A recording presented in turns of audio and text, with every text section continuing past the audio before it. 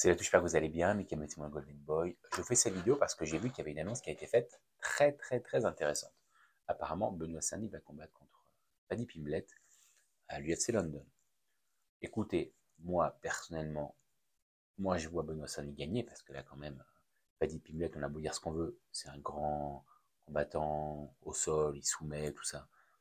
Mais il n'a pas la puissance de frappe de Benoît Saint-Denis, je suis désolé, à un moment là. Je pense que l'UFC essaie vraiment de mettre en avant Benoît Saint-Denis, et tant mieux pour les Français, tant mieux pour nous. Là, par contre, je vous avoue que si il perd, comme il a perdu ses deux derniers combats, et que malgré tout, l'UFC le laissait dans le ranking quand même bien placé, là, je vous dis franchement, s'il perd, c'est pas fini pour l'UFC, mais le top 10, la possibilité d'aller à la ceinture sera mort. Paddy Pimblett, il faut se méfier, c'est pas n'importe qui. C'est quand même un gars qui a battu les meilleurs, presque les meilleurs de sa catégorie. Donc moi, je dis quand même, Artung, attention, méfiance, parce que ce gars-là, c'est pas un peintre, c'est pas une merde. Donc franchement, soyons prudents. Il faut que Benoît Saint-Denis soit concentré, pas qu'il sorte des excuses, ouais, j'ai un staphylocoque, j'ai l'ongle du doigt cassé et tout. Parce que malgré tout, Cyril Gane, samedi, il a perdu. Et l'UFC le met en avant. Enfin, l'UFC, pour le coup, Dana White n'était pas du tout d'accord. C'est les juges qui ont mis en avant Cyril Gane. Je ne comprends pas pourquoi, alors que pour moi, Cyril Gane devait perdre. Largement, pas largement. C'était serré, attention. Mais Cyril Gane était battu par Volkov. Je suis désolé, Volkov, c'est lui qui mérite le combat pour le titre. Même Dana White a dit que c'est fait baiser. Enfin bref, c'était une parenthèse. Tout ça pour dire que rien n'est défini à l'avance. Pas parce que Benoît Saint-Denis est favori sur le papier, qu'il va forcément gagner, ou que Paddy Pimblett ne va pas créer la surprise. Parce que Paddy Pimblett peut créer la surprise. Il y en a qui disaient qu'il esquivait le combat et tout là, et ce combat il est signé. À un moment, tu fais les mecs classés plus ou moins au même niveau, il faut les faire s'affronter. Donc là, de toute façon, il pouvait pas esquiver. Et je pense pas qu'il va esquiver. Je pense qu'au final, Paddy Pimblett, il sait que s'il gagne ce combat-là, pour lui, c'est le top, quoi. Il se place dans une position plus que favorable pour aller chercher la ceinture. Si Benoît Saint-Denis gagne, je sais pas si il irait au titre. Je pense que si. Je sais pas, j'ai pas vu si c'est allait être un main event ou pas leur combat. Perso, je pense que oui. Au pire, un co-main event, mais dans tous les cas, si Paddy Pimblett ou Benoît Saint-Denis gagne, je pense qu'il se positionne très bien pour un combat pour la ceinture. Mais méfiance, méfiance. Faut pas que Benoît Saint-Denis arrive et se dise ouais c'est bon, je vais déglinguer comme il a pu faire pour Poirier. Je pense qu'il était très sûr de lui en disant que Poirier il est fini, Poirier il allait le coucher, mais au final Poirier c'est Poirier. Donc voilà, j'espère. Il est beaucoup critiqué Benoît Saint-Denis, mais malgré tout c'est un grand combattant. C'est quand même le l'un des trois meilleurs représentants de la France dans le MMA, avec Manon Fiorot et Cyril Gane.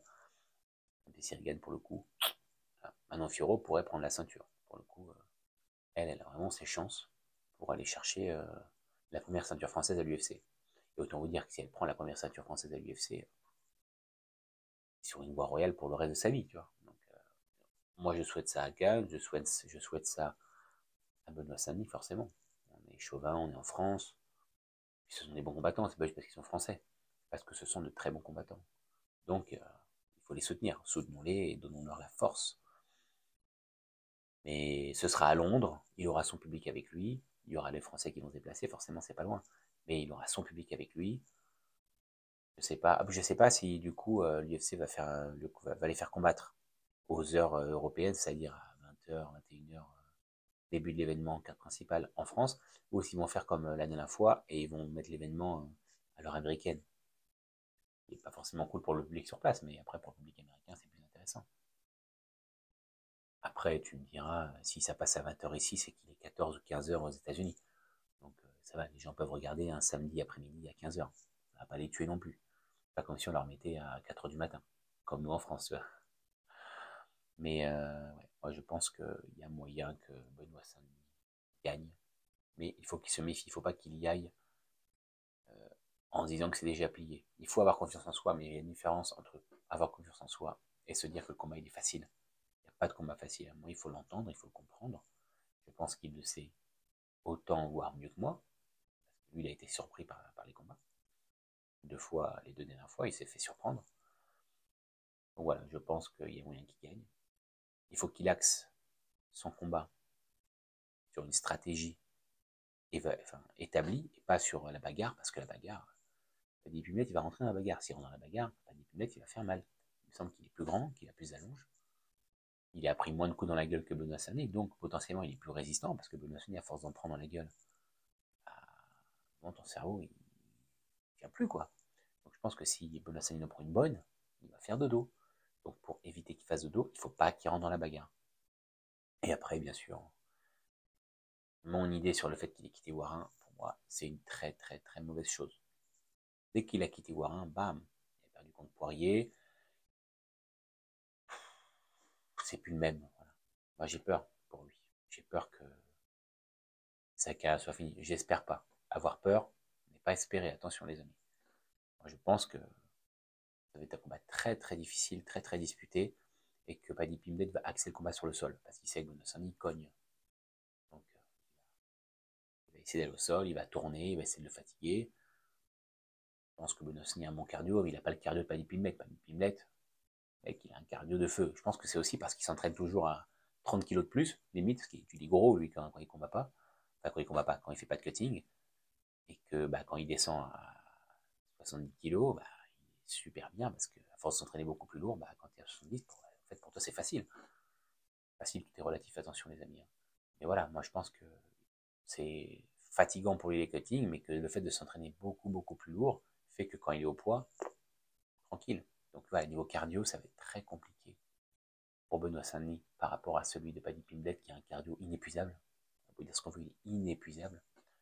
Donc il va falloir qu'il économise ses coups. Il va falloir qu'il tape pour faire mal. Il va falloir qu'il tape pour mettre KO.